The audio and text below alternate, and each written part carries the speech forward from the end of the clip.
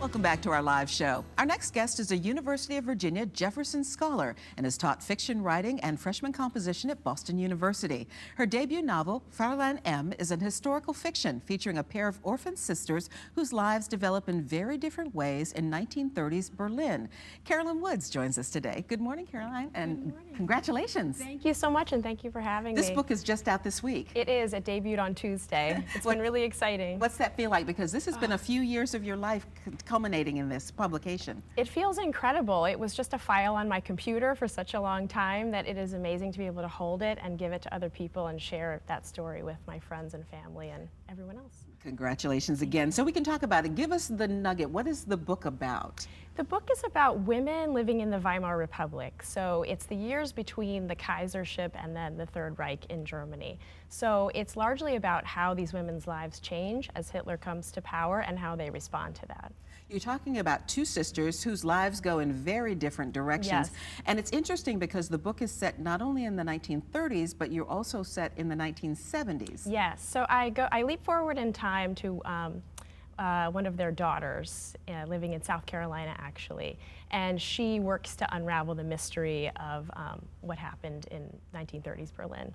Well, you went to school at UVA. You live in Massachusetts. Where did 1930s Berlin come from in your imagination? I was actually inspired by art. I went to an exhibit of Weimar Republic portraits when I was living in New York City, and I was really struck by the darkness of that time, but also the relative freedom and kind of celebratory aspects of Berlin in the 30s. People from all over the world were drawn to its nightclubs, and it was fascinating to explore that paralleled with then the rise of Hitler right afterward, which was of course completely different. It's very interesting that a piece of art would motivate you to write a novel. Yes, well, they were largely portraits, and just looking at the faces of these people made me want to explore who they were, like their inner lives, and I was mostly drawn to the women who were in this portrait gallery. So you talk about two sisters, and one of those sisters has a transgender friend, which Yes. kind of brings in current themes into your book. Yes, and I found that really fascinating because there was a lot of research being done in Berlin in the 30s about gender fluidity, and there was relative tolerance of gender fluidity in Berlin in the 30s. And it was just surprising that it seems new that we're talking about those issues, but it really isn't. So I wanted to explore a time when people were also talking about it. This is a book about family, but it also has a little bit of a mystery angle to it. Yes. I don't, without giving too much away, there are some hidden identities in the book that unravel as it goes along. Well, a lot of times people will write their first book about something that they know, and your great-grandmother grew up in an orphanage. Yes, so that's the personal angle that inspired this book. My great-grandmother was in a Catholic orphanage in Philadelphia right after the Spanish flu pandemic, which took her mother. And I always knew that I would write about it. I just didn't know she would show up as a German character because she was Italian.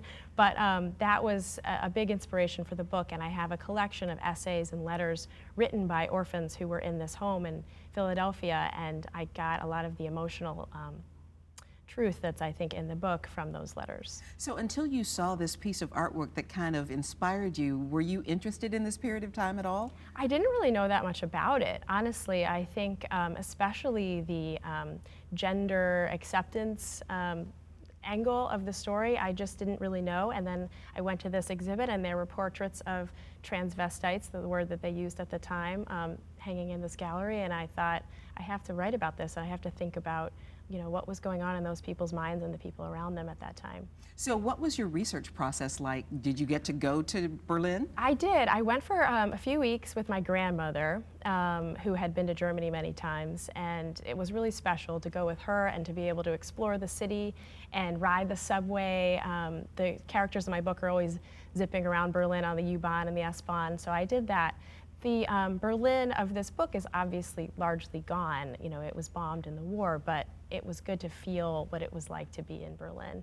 And then other than that, I did a lot of reading. And I tried to focus on books that were written by people in that time so that I could really get the sense of their voices and what they ate and what they wore and what their daily lives were like. True immersion. Now, this is your first novel, but it's not your first published book, is it? That's right. Your first published book was when you were 16 years old. I was 16 and I wrote a collection of ghost stories set in Delaware, which is my home state. Yeah. So that kind of got you started on the process, because that was a self-published book, and that kind of was trailblazing at that time. That's right. It was relatively new, and I had a great experience self-publishing.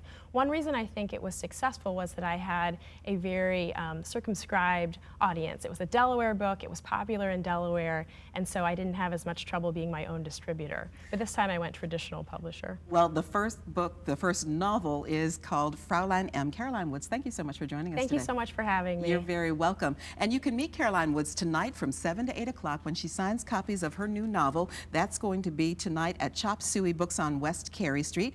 And best of luck with the book, and thank you so much for coming to see us today. Thank you so and much. Welcome back to Virginia. Thank you.